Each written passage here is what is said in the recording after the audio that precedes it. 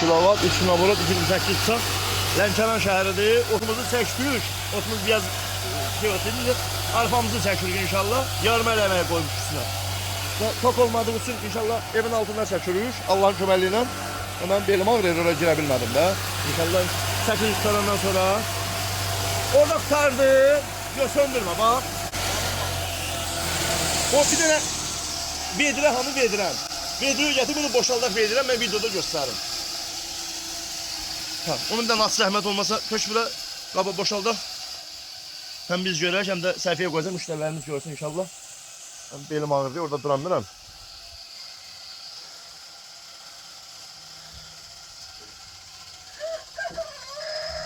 Çıxardan mədün, çıxar, dayanım ki, orada bir şey yoxdur.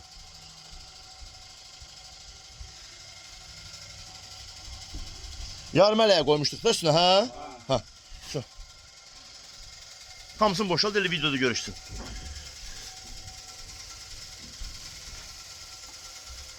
Boşalt, hamısını boşalt, mala verəsən də. Nətərdir, əla? Süper gününüz olsun, Allah xeyirci versin. Qəşəng gününüz olsun, Allah xeyirci versin, Allah elinizə, boğaza, cəmiyyətinizə bərəkət versin, Allah sizin də aldığınızda min qat xeyri versin. Allah köməyiniz olsun, sizin cəmaat gözəl, qonaqpərvər cəmaatdır, gözəl cəmaatdır, Allah canınıza dəyməsin. Allah xeyirci versin. Öpürəm, sağ olun.